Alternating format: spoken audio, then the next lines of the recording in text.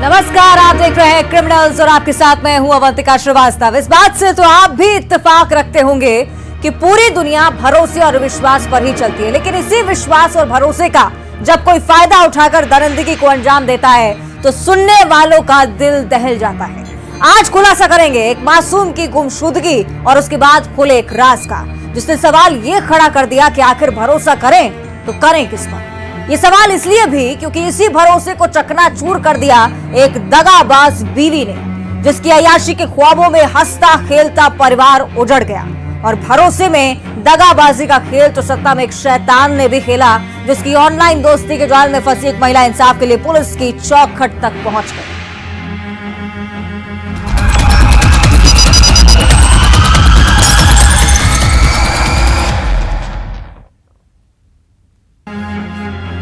भरोसे में दगा और रिश्ते में धोखा। ग्वालियर में जब पुलिस ने 8 साल के बच्चे की गुमशुदगी का राज खोला तो सुनने वालों का दिल दहल गया। 31 मई को लापता हुआ मासूम भरोसा करके उसके साथ गया था, लेकिन फिर जंगल में उसके साथ जो हुआ उसे बताने के लिए वो इस दुनिया में ही नहीं रहा। कैसे हुआ इस खौफनाक वारदात का राज फाश, देखिए ग्वालियर से सुशील कौशिक की ये क्राइम रिपोर्ट।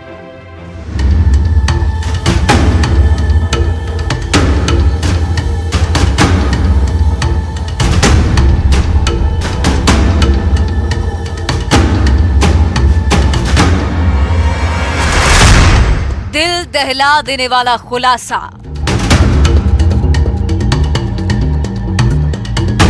एक मासूम के लापता होने की कहानी।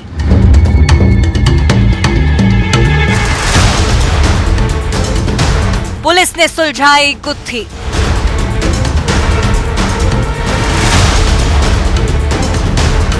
पर वो नहीं लौट सका।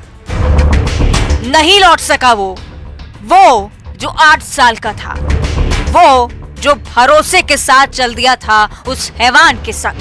उसके इरादे अगर भगवान भी जान लेता तो वो नहीं होता जो उस जंगल में हुआ। बिजौली थाना इलाके का पारसेन गांव, जहां रहने वाला 8 साल का ध्रुव 31 मई को अचानक लापता हो गया। परिजन परेशान थे, खूब खोजा, रिश्तेदारों से पता किया, कामयाबी नहीं मिली तो थाने खबर की गई। तब शुरू हुई 8 साल के मासूम ध्रुव की तलाश। दिन बीतते गए, परिजन परेशान होते रहे, लेकिन कोई सुराग नहीं मिल सका। और फिर अचानक परिजनों को एक मैसेज मिला। वो मैसेज जिसमें लिखा था 6 लाख रुपए की फिरौती चाहिए। फिर क्या था? पुलिस ने मैसेज भेजने वाले की तलाश शुरू की। एक तरफ बच्चे को खोजा जा रहा था तो दूसरी तरफ इस बात का पता लगाया जा रहा था कि गुमशुदगी के पीछे किसका हाथ है। पुलिस ने जब इस नंबर को ट्रैक किया तो ये बिहार में रजिस्टर्ड मोबाइल नंबर पाया गया। लोकेशन भी बिहार में ही मिल रही थी, लेकिन जब साइबर एक्सपर्ट की मदद ली गई तो पता चला कि मोबाइल पारसेन गांव में ही मौजूद है। इस नंबर को चलाने वाला शख्स है जितेंद्र माहौर। वो जितेंद्र जो रिश्ते में मासूम का चाचा लगता है। फिर क्या था? फिरौती के मैसेज के बारे में पुलिस ने जितेंद्र से पूछताछ शुरू कर दी। घर में भी एक घर में सर्चिंग करना चालू की थी। वहाँ पे बात के बाद में अगले दिन ही एक पर्चा मिला था जिसमें लिखा था कि पुलिस को मत बुलाओ आप, और बच्चा नहीं मिलेगा, और बच्चा मिलेगा तो 6 लाख की व्यवस्था कर लो, ऐसा करके एक पर्चा मिला। जब ये पता लगी हम लोगों को जानकारी, तो उसको थोड़ा सा हम लोगों ने इसको टेक्निकली तरीके से देखना चालू किया कि इसमें क्या बात है क्या नहीं है। तो इसमें फाइनली हमको कल के दिन कुछ SMS लगातार आए कि अब पैसे की व्यवस्था करो, नहीं तो बच्चे को ख़त्म कर देंगे। जो हर जगह पे निगाह रख रही थी, तो इनको समझ में आया कि एक लड़के का जिस पर डाउट हुआ और उसको पकड़ा है। तो उसके पास मोबाइल मिला जिस पर से ये सारे चैट जा रहे थे, और उसके बाद से उसको जब पूछा तो उसके पास एक कॉपी मिली है जिसमें पन्ना जो है वो भी मिला।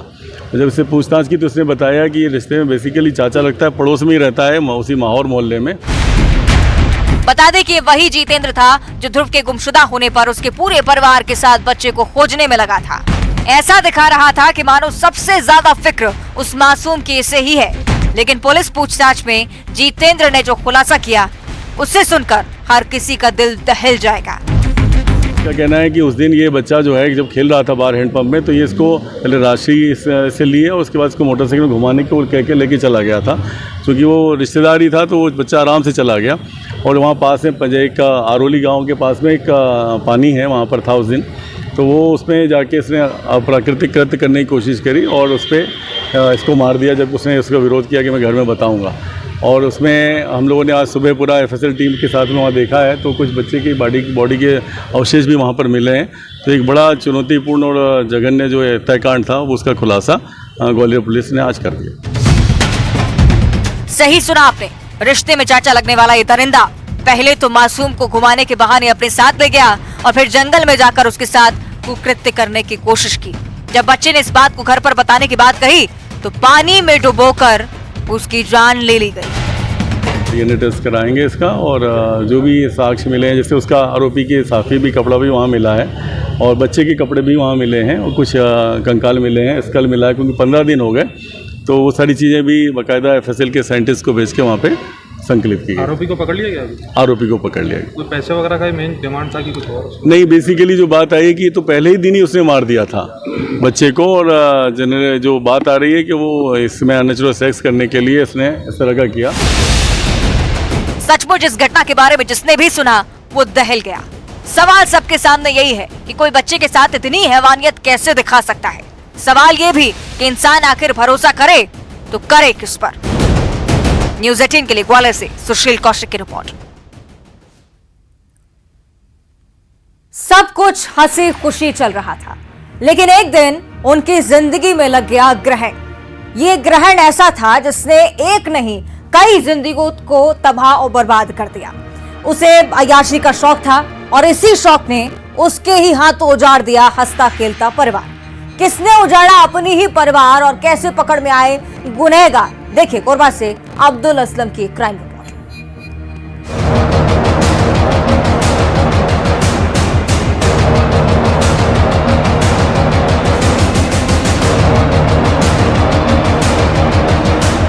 उसे अय्याशी का शौक, शौक ने बना डाला कातिल।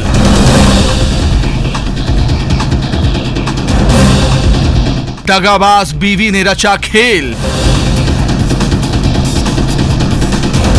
प्रेम जाल ने भिजवाया जेल। एक हंसता खेलता परिवार, पति पत्नी और बच्चे, सब ठीक चल रहा था, लेकिन फिर उनकी जिंदगी में हुआ वो जिससे बदल गई कई जिंदगियां और किस्मत में आ गई जेल की काल कोठरी। बालको नगर थाना के रजगामार चौकी के आमाडान का रहने वाला बसंत अपनी बीवी से बेइंतहा मोहब्बत करता था, लेकिन उसे आने वाले कल के बारे में कभी पता ही नहीं था। बसंत अब इस दुनिया में नहीं है, उसका कत्ल कर दिया गया, जिसकी जांच पुलिस कर रही है। और इसी जांच में पुलिस को पता चला कि बिलासपुर एनटीपीसी सीपत में कुछ महीने पहले उसका काम लगा था। वो यहीं किराए के मकान में रहता था, लेकिन उसे क्या पता था कि यहीं उसके परिवार और उस पर ग्रहण लगने वाला है। दिनेश सोनवानी नाम के युवक से उसकी यहाँ पहचान हुई और पहचान दोस्ती में बदल गई। इस दौरान बसंत वापस कोरबा लौट आया, लेकिन दिनेश का उसके घर आना जाना लगा रहा। बसंत उसे अपना दोस्त समझता था, लेकिन वो आस्तीन का सांप निकला। अपने दोस्त की बीवी से ही दिनेश के अवैध संबंध स्थापित हो गए। इसमें लगातार इसमें जांच चल रही थी और प्राइम सस्पेक्ट जब लोगों से पूछताछ हुई और उनकी पत्नी से जब लगातार इसमें पूछा जा रहा था तो उसके बयानों में ही विरोधाभास था। इसके आधार पर प्राइम सस्पेक्ट थी, तो उसको कड़ाई से पूछताछ करने पर पता चला कि मृतक और उसकी पत्नी काम करने के सिलसिले में एनटीपीसी सीपत में कुछ गए हुए थे। वही के ही काम करने वाले दिनेश सोनवानी दर्रा भाटा के रहने वाले से उन लोगों की जान पहचान हुई और दिनेश सोनवानी का इनके घर में रजगा मार्ग में आना जाना हुआ था। इसी बीच में मृतक की पत्नी और दिनेश सोनवानी के बीच में प्रेम संबंध बन गया था। ओमपुर के जंगल में बसंत की लाश पुलिस को बरामद हुई है। देखने पर साफ पता चल रहा है कि यह हादसा नहीं, हत्या है। जांच जब शुरू की गई तो कई खुलासे होते चले गए। स्नीफर डॉग ने जो इशारा किया उसने पुलिस की जांच को और तेज कर दिया। पुलिस को पता चला कि मृतक की पत्नी सुनीता ने ही दिनेश को फोन कर बसंत को मारने की योजना बनाई थी। फुल प्रूफ प्लानिंग की गई ताकि किसी को शक न हो और फिर दिनेश और उसके साथ आए सिकंदर ने बसंत की गला घोंटकर हत्या कर दी। ये दोनों चाह रहे थे कि अपने पति को रास्ते से हटाएं और इसलिए इन्होंने प्लानिंग बनाई और दिनेश सोनवानी ने फिर अपना एक दोस्त सिकंदर साहब को भी इसमें शामिल किया। इसके पश्चात लोगों ने षड्यंत्र रच के दोनों जो आरोपी हैं वो मृतक को उनकी पत्नी के माध्यम से जंगल की ओर बुलाया और दोनों मिलके दिनेश सोनवानी और सिकंदर शाह उसे गले में गमछा लपेट के उसको हत्याकारित किए। इसमें इनके मेमोरेंडम के आधार पर घटनास्थल से गमछा और साथ में जिस बाइक से आरोपी गड़ाए हुए थे उस बाइक को भी जब्त किया गया है। इस मामले में कुल 3 आरोपी दिनेश सोनवानी दर्राभाटा सीपत के रहने वाले, सिकंदर शाह दर्राभाटा सीपत के रहने वाले और दूसरा मृतक की पत्नी सरिता कोसले, तीनों को पुलिस रिमांड पे लिया गया है। अंधे कत्ल का यह पूरा खेल एक सुहागिन ने ही रचा था। वो सुहागिन जिसने 7 जन्मों के रिश्तों को अय्याशी के शौक में फंसकर तार तार कर दिया, जिसने भरोसा तोड़ा और अपना ही परिवार और सुहाग उजाड़ दिया। अब्दुल असलम, न्यूज़ 18, कोरबा। और अब आपको कहानी सुनाएंगे एक प्रेमी की। ये वो प्रेमी है जो प्रेमिका की जासूसी करता था।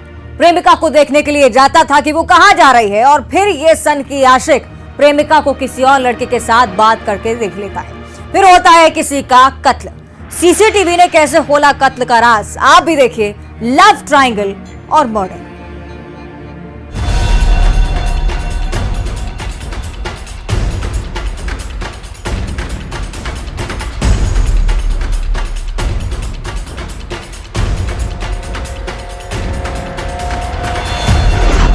बात करने पर तकरार, खूनी इंतकाम।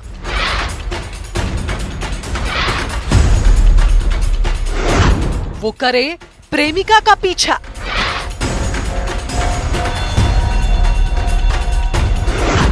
मोबाइल में कैद कत्ल का राज।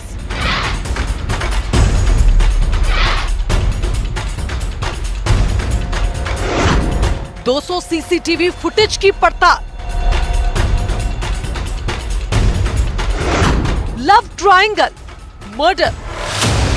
वो होनहार छात्र था, कॉम्पिटिटिव एग्जाम की तैयारी कर रहा था। ना जाने उसके कितने सपने थे, कितने अरमान थे, लेकिन 20 साल के यश साहू की कोई हत्या कर देता है, जिसकी लाश बिलासपुर के गुंबर चौक सिरगिट्टी में मिली। आखिर यश का दुश्मन कौन है? सूरजपुर लखनपुर के रहने वाले यश की लाश को आरोपी सड़क पर फेंककर फरार हो गए थे। 6 तारीख को सिरगिट्टी थाना क्षेत्र में एक अज्ञात युवक का शव मिला था मुख्य मार्ग में, जिसकी पहचान यश साहू के रूप में हुई, जो मूलतः लखनपुर जिला सरगुजा का रहने वाला था और यहाँ पर रह के कोचिंग कर रहा था यूपीएससी का। और पुलिस द्वारा इस मामले को पहली नज़र में संदेहास्पद मानते हुए तत्काल इस मामले में जांच शुरू की गई। इस पूरे केस में 2 सुराग सबसे अहम थे। पहला, मृतक यश का मोबाइल और दूसरा सुराग ये सीसीटीवी जिसमें यश दिखाई दे रहा था। अब मोबाइल की ये मिस्ट्री क्या है, ये भी बताते हैं। दरअसल यश का मोबाइल कत्ल के मास्टरमाइंड राहुल के पास था, जो बार बार फोन आने से झल्ला गया और उसने मृतक यश के दोस्त को उसका मोबाइल दे दिया। सवाल है कि हत्यारा राहुल मृतक यश के मोबाइल की जासूसी क्यों कर रहा था?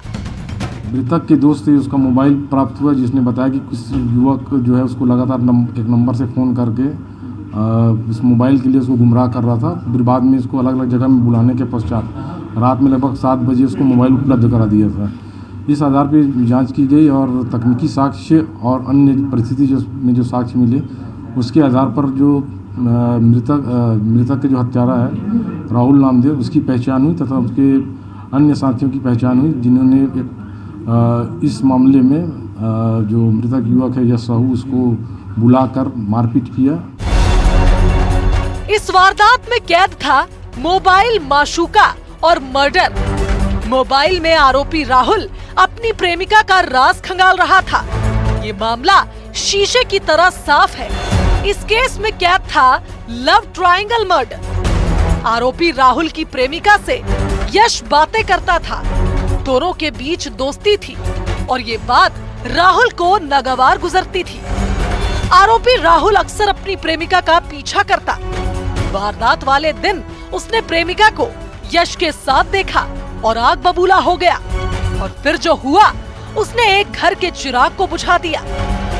हाँ, इस मामले में जो आरोपी युवक है उसका एक लड़की के साथ प्रेम संबंध था, जिस कि जो मृतक युवक है वो भी उससे बात करता था, जिसके कारण जो आरोपी, मुख्य जो आरोपी है राहुल नामदेव, वो इन बातों को पसंद नहीं कर रहा था और उसके द्वारा इसी आधार पर जो मृतक है उसको बुला के बेदर्दी के साथ, बेरहमी के साथ मारपीट।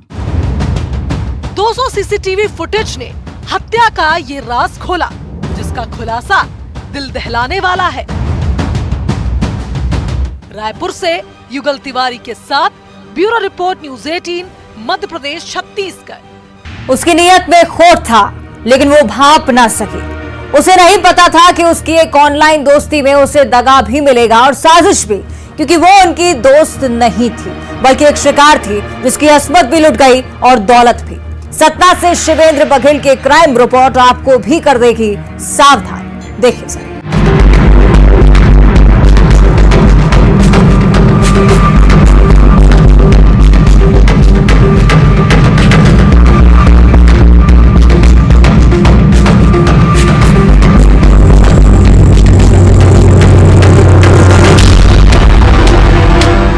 ऑनलाइन दोस्ती जिसमें चेहरे दिखते हैं लेकिन नियत नहीं, और पता नहीं कि कब कहां कौन बदनीयती से दोस्ती का हाथ बढ़ा रहा है। सतना के नजीराबाद की शादीशुदा महिला को भी ये नहीं पता था। उसे नहीं पता था कि वो जिसे अपना दोस्त मान रही है वो दोस्त नहीं, शैतान है। उसकी नीयत गंदी है। वो जिसकी आंखों में सिर्फ और सिर्फ हवस और लालच ही है, वो उसे अपना दोस्त मानती थी, सब कुछ बताती थी, उसकी हर बात पर भरोसा जताती थी, लेकिन इसी भरोसे में उसका सब कुछ लुट गया।